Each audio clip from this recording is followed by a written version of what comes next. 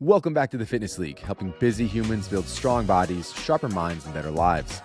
Join us each week as we cut through the noise, challenge the norms, and empower you to train smarter and live stronger. In today's episode, we have a very special guest, Levolution client, going to share her journey with you, and hopefully we ask all the right questions. So with that, I will pass Joelle. I'll pass the mic. I'll pass the mic to Joelle. See, Lara, it's not going to come out perfect at all. We're just going to make this a fun little conversation, and I'm going to make fun of myself a few times throughout this episode. Exactly. So Lara's story is a perfect example of how powerful it can be when you stop fighting your body and start working with it. So when Lara first started coaching with our coach, Robin, she was really struggling with her relationship with food, feeling kind of stuck in these restriction and overeating cycles and putting a lot of pressure on herself to chase a number on the scale, which we know all too well from many of our clients. On top of that, she was dealing with a torn labrum, which made even just walking a mile really painful for her. So training also felt really overwhelming and frustrating. Fast forward to today, Lara is fueling her body intentionally. She's maintaining her goals without restriction. She's running half marathons like a champ, and she is lifting completely pain-free, which is super amazing.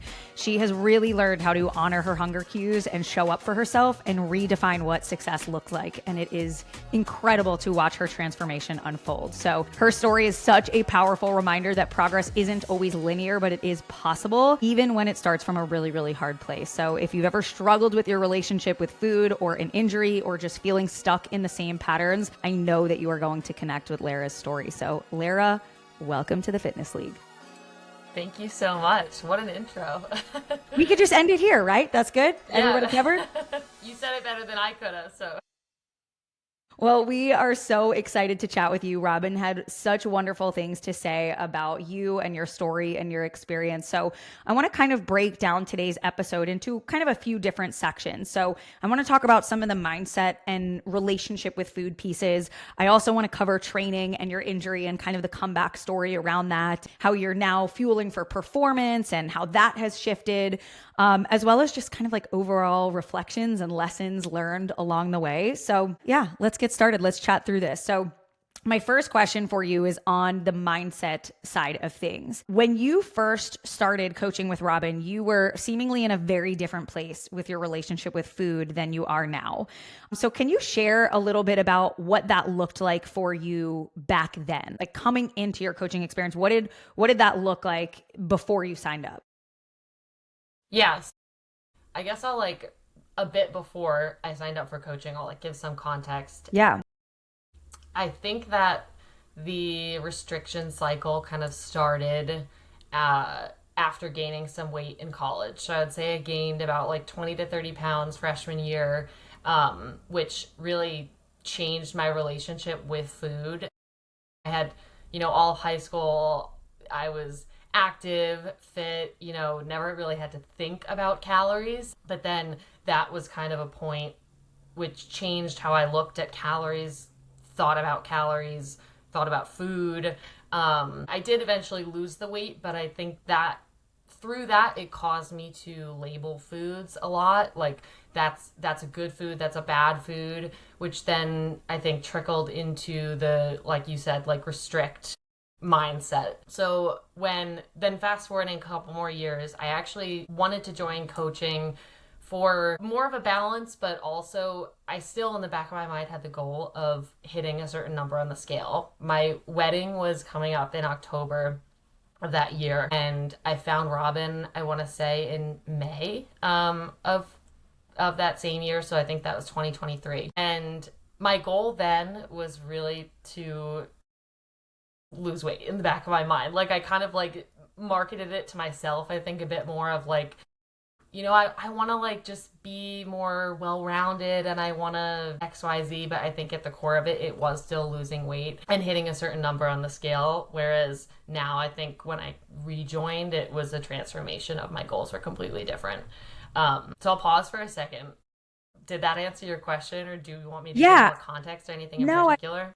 I think that's helpful. I think your story is going to resonate with a lot of our listeners because it's very common that the average person, even who applies to work with Levolution, has such a similar story to Lara, where they're like, I was an athlete in college, or before college, I played sports growing up. And then it's always this story of I either gained weight in college or like I was active through college and then gained weight after college. Like sometimes we get like the college athlete or something like that where they have a certain amount of structure in a certain point of their life. And then once that structure is gone, either in college or post college, things just completely change for people. So I think that is a story that will resonate with a lot of people.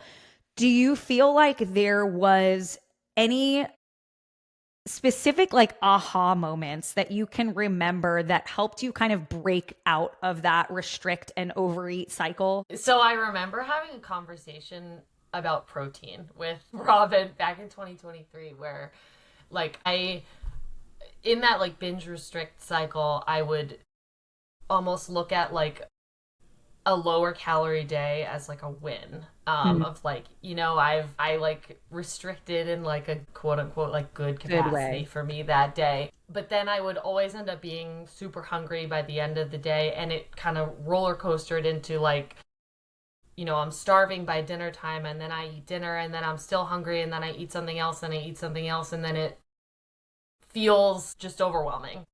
And so I remember having a conversation with Robin about protein and helping hunger cues and keeping me full for longer. And when we started to incorporate like it's good to eat breakfast, it's good to have a full meal, it's good to, you know, not be scared of larger meals. I remember that being a shift where like I started to incorporate and track like the levels of protein I was having in the morning. So let's call it like 30 to 40 grams for breakfast. By the time I got to lunch, I was hungry, but I wasn't like itching for food, like ravenous, like thinking about my next meal all the time. And then same like lunch, I would be like, okay, I'm gonna have a full serving of protein. I'm gonna have a solid meal. And then again, I wasn't, when's dinner? Oh my God, it's 4. Okay, one more hour. It's 5, like one more hour, you know, waiting for that next meal. It just became more of like I'm not thinking, it took away some of the noise, I guess. Yeah. And I remember that being like a really huge turning point for me of like having bigger meals are good because then you're not like little snack, hunger all the time. So I remember that just being something that was like really transformative for me. And now to this day, I'm like pumped for breakfast. I have a huge breakfast with a ton of protein, feel good throughout the day. So yeah. Love that. That makes me so happy to hear. Like, I feel like so many women especially struggle with exactly what you said, Lara, of like the constant snacking and just constantly thinking about food. And I even remember a time where I was the same way. It's like you just think that less is the answer and that you should suffer all day. And like, how little can I get by with? Yeah. To go along with that, and something else you said that I think really is going to hit home with a lot of our listeners and just clients who have worked with us too, is having a goal weight. Obviously, that was like in the back of your mind when you started with Robin and when you came to us. Is that something that is still important to you today? And if it's not, why is it not as important to you, if that makes sense? Yeah. No, that makes sense. I don't have a goal weight today, which I think is, and I would say that kind of started in the past couple months, which I would say is the first time probably for as long as I can remember. But in high school, I wasn't thinking about a weight. You know, I didn't care. First time in many years that I haven't had a goal weight or really thought about weight in my day to day. I do periodically weigh myself, like just to kind of see how I'm trending with like food intake, etc. And I'm actually, I would say like 10 pounds heavier than I was when I started training, and maybe close to 20 pounds heavier than what my like I'd be happy if I hit this weight was. And I think I look better, I feel better. I think that's what kind of helped me like transition of like I feel stronger, I'm performing better, I'm not thinking about food as much, and I think it's just been a transition of focusing more on performance versus focusing on aesthetics as one way that kind of took the pressure of a goal weight. And also it took a long time for me to realize this, but a number on the scale wasn't going to make me happy, because I remember like, okay, if I got to this number, like I'll feel really good. And then I didn't. And then I'd be like, okay, like maybe it's like this number. And then I'd feel really good. And it took like a lot of mindfulness of like, whenever I went back to that mindset of like, no, that's not going to make me feel better. What's going to make me feel better is the things that I'm creating new habits or like forcing to become my routine of like I eat to fuel, I lift heavy, do things like that. And then you feel better. I feel like I look better. And then the scale just is there as like a tool, but it's not something that I put at the center of like this is the goal. The end all be all. Yeah. Isn't it so- question? Hey guys, real quick. If you haven't heard yet, the Fitness League app is launching soon, but only to our current audience. That means if you're listening right now, you'll get exclusive early access. To lock in your spot, just click the link in the show notes and join the waitlist. No spam, just the important stuff. And in case you forgot what it is, this is the app built for busy humans who want real results without the burnout. It's not another fitness tracker, it's a movement where every rep earns rewards, every habit builds momentum, and every workout levels up your story. Train smarter, compete with purpose. The Fitness League is coming soon, where your journey becomes legacy. Go ahead, Alessandra. I just want to say the way I want to squeal into the microphone right now, because this is like, you guys, podcast listeners, you guys know, like we talk about this all the time. We can tell you this all the time, but to hear it from Lara, like I got full body chills listening to you just talk through how you went from setting that goal weight to where your mindset is now. That is such a mindset unlock, Lara, because people will come to us and like we've all gone through this as well. I want to see this number on the scale, but until you learn how to use it as a data point and just, this is something like you're already doing, I'm going to objectively refer back to just see where things are trending. When you can reframe that in your mind and instead focus on performance and actual aesthetics, comparing body composition photos over time, that's the game changer. So you might be 15, 20 pounds away from the number you thought was going to be the unlock. But by using that simply as a reference, like I feel good, I'm performing well, and I look way better than I thought I would have. But had you relied on the scale, you would have focused on dropping that number this entire time. You wouldn't be feeling as good. You would not be performing as well, and you wouldn't be happy with those aesthetics, with how you look at that point in time. So I think it's something we can preach all day, every day, but hearing it from someone who's gone through that is such a powerful message to the entire community. Robin had mentioned to me, Lara, that you recently hit a 3,100 calorie day on an 11-mile run day. How did that feel to be able to celebrate that like as a win instead of something that you maybe in a prior time would have never even fathomed eating that much in a day?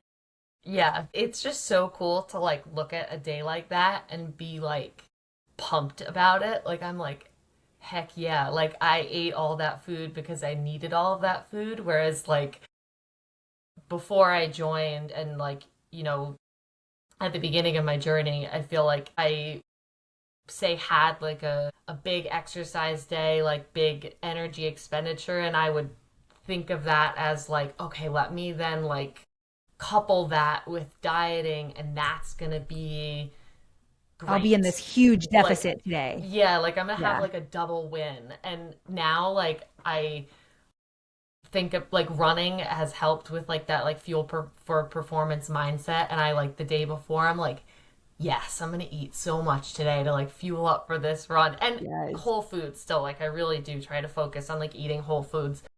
And then the day of, like I just listened to my body. I could tell I needed more food, and I was happy with it. I was like bragging about it almost. I was like, I ate so much today. Like it was awesome. And like I felt really good. Like it wasn't like a sluggish feeling or anything, which I think also matters of like those cues of your body of like maybe if I ate that and I didn't move at all, I'd be like, oof, like just, maybe too much for that day. But on that day, I like felt good, needed it, muscles recovered, like it just was great. So like I love those big fuel days now. I love that. What a win. So something else that we chatted with Robin about was about your injury. So you started this coaching journey initially when you were dealing with a torn labrum and a lot of pain. So Hey, I want to know what training felt like through those injuries. And then, kind of the follow up to that, the question being, how did Robin support you through that? Like, supporting you through that injury, what did that look like physically and mentally for you? Yeah. So when I came to Robin in May of 2023, I was experiencing hip and back pain. I hadn't fully diagnosed or hadn't gotten it diagnosed yet as a torn labrum at the time, but it was to the point where I like couldn't do a body weight squat without like feeling like I needed to like lie down, and it felt like my hip was being stabbed. Like I couldn't walk either really much distance at all. It was brutal. Coupled with it being my wedding that year, I was mentally like really struggling with that because and maybe looking back on it, it was a blessing because I could have totally seen myself being like, I'm gonna go crazy with like exercise and diet for this one event, and probably wouldn't have been the best thing. So, um, yeah, it was definitely really tough mentally. I think I got diagnosed, I want to say June, so maybe like a week or two into working with Robin, and still like couldn't really do much at all. She was so helpful in one, understanding what that injury meant and like what movement restrictions there were. So like certain movements that required like deep hip flexion, she just wouldn't program. She would program like very specific exercises to like increase mobility in my back. And through that, I want to say 6 months of like she programmed my workouts every single week, I was squatting 155 pounds, labrum not repaired by the end of that time. Not super deep, but I was box squatting 155 pounds, which was like very, very exciting. And by the time of my wedding, I still couldn't run or like do anything that required extreme repetitive hit. But I was lifting pretty heavy at that point, which got me to a much better mental space going into that time. So that was really, really awesome. And then you had surgery, right? Yes. So talk to me about that too, because it seems like you've had, now you're, from what I understand, completely pain free. You're like marathon training, lifting like a beast and no pain whatsoever. So what an incredible post surgery story. What do you think made the biggest difference in your recovery? Honestly, it was all the prehab work I did with Robin. I got surgery in 2024 of the following year, February.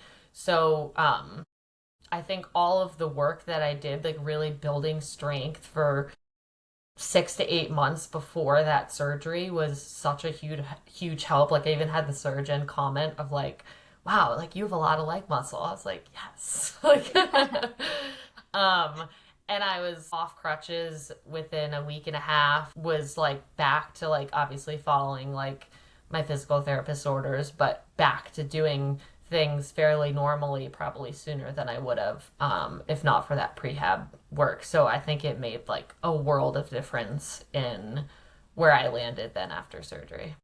How incredible is that for even just a longevity standpoint? We talk about the importance of strength and muscle, and your surgeon is actually telling you, holy moly, look at all this leg muscle, and you recover like a champ. Yeah, I remember vividly, he like asked me to do some like leg test or something after surgery, and my leg just like flew up, and he was like, oh my gosh.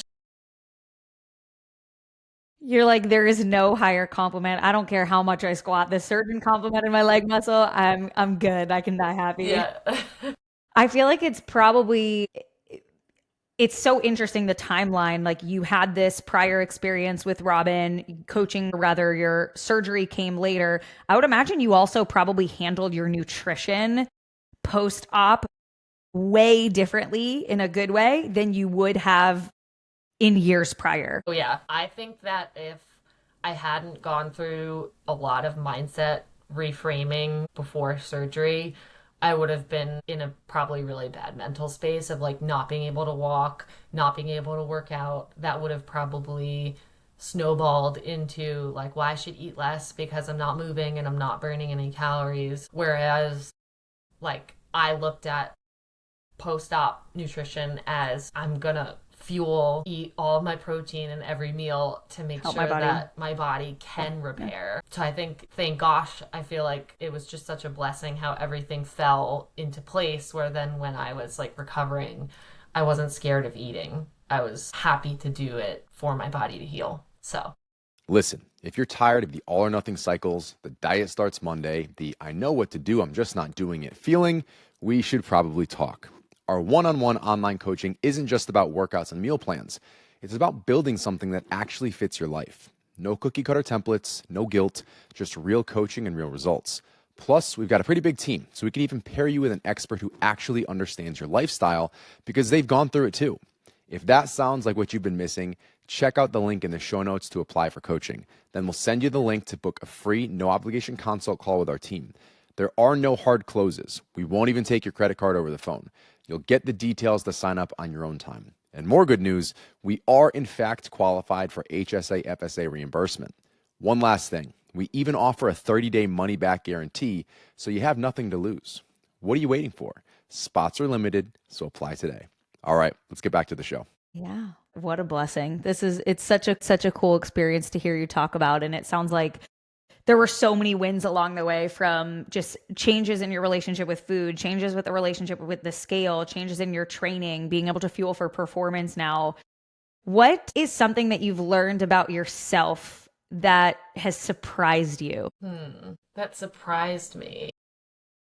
Or maybe something you didn't expect to learn in this journey? I think it just surprised me that I had the ability to like change my mindset. Like having that reframe after so many years of thinking about things in one way, like you almost think like this is just How my brain how works. it is and how my Yeah. brain works. And it did surprise me that I could shift my mindset and how do I want to say this? Like shift my mindset and just view things in a different way that I had viewed for so long. I'm also, as I'm sure Robin Robin knows, Robin may have said, I'm like the most type A person ever. I'm like type A plus.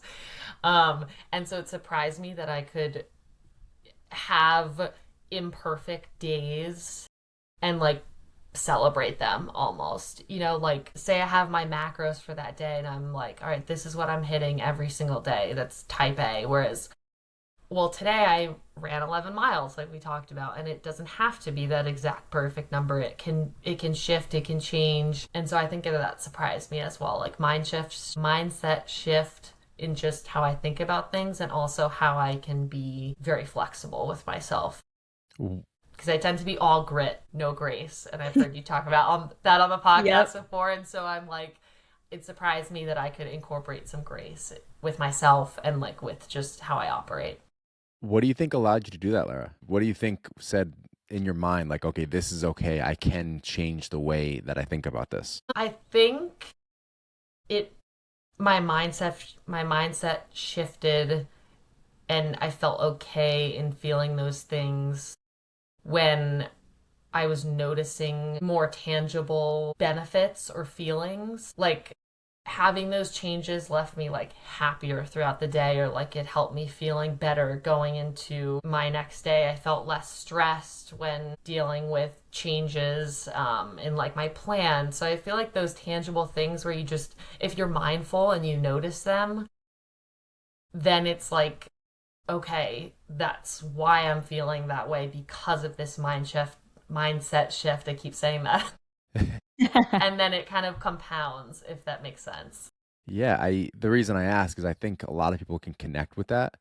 So it kind of sounds like, and correct me if I'm wrong here, basically you took the leap of faith based on the instruction, like, all right, we're going to try this. And then once you felt the difference, it was like, oh, wow, this really is a thing. Like Robin's onto Yeah. something here.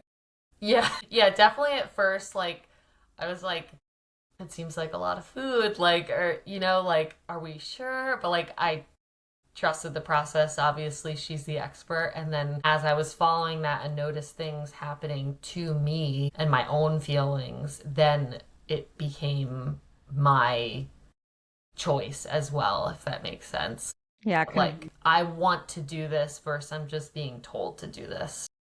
Yeah. It reinforced that, okay, there's something here. Like I'm feeling the benefits Yeah. of this now. But what you're also saying is like, it did take a little bit of blind trust at first. Yeah. Yeah. which is sometimes hard, especially as someone who is like type A perfectionist tendencies coming in. It is really hard to let go of control, especially if you're someone who has been like really structured or like really quote unquote disciplined about food in the past. It can feel so hard to hand that off to someone else. But it sounds like you were like, okay, let me at least give this a try, hand this off to someone else, and let's just see what happens. And then you saw what happened and you're like, oh, I like what's happening. Okay, Yeah. I'm into this now. Definitely. I bet it probably was helpful too that Robin is so type A and she's very open about this too, which I think is probably why you were paired with her in the first place. But like just talking with you, I feel like you guys are there's so many similarities as far as that side of things goes. So I feel like maybe it was helpful having another fellow type A person lead you and being able to trust them in that way too. Yeah, definitely. I remember when I was onboarded and like we got talking and she was like, they send me all the type A people. You're perfect. So I was like, okay, we're gonna get along. You heard it here, guys. We take our pairing very, very seriously when it comes to clients and coaches. No, honestly, you nailed that in the sense that it's so important. It is not just like chosen at random who a client ends up with. We are looking at so many different factors, not just like, you know, what someone's goals are and do they pair with like the coach's experience, but we're also looking at like personality types and coaching styles and like how someone likes to receive feedback, or like, is this someone who's typically really hard on themselves, or like someone who needs a little bit more tough love? What is this person's hobbies? Are they like, we're looking at so many different things because at the end of the day, like, look, any coach on our team is qualified to help you with what you wanted to work on. And at the same time, there's going to be certain coaches that you connect with more. And the coach that you are most likely to connect with is the coach you are most likely to see the most progress with and trust the most to get you there. So I think that's a really great point, Alessandra, about like, you definitely were paired together for a reason. Yeah. It's ironic too. One of our main talking points lately has been like coaching versus AI. Like, where is the line? And that's one of the biggest things. Like, you can get anybody to spit out anything and say, here's the thing you should do. But if you're not connecting with that person, you don't like him, you don't know him, you're not going to trust them, and you're not going to buy into it. You're not going to commit to those things long term. So it's just really cool to see when a pairing goes as well as obviously this one did with Robin, that like that's the reinforcing factor to take what all of our coaches have and are equipped with the tools, but to actually connect with a person and get them to buy into it and then to see incredible results like you have. Definitely. I have one last question for you, Lara. Okay. If someone listening is where you used to be, they're struggling with their relationship with food or injuries or scale obsession, what would you want them to know? Kind of being on the other side of things now.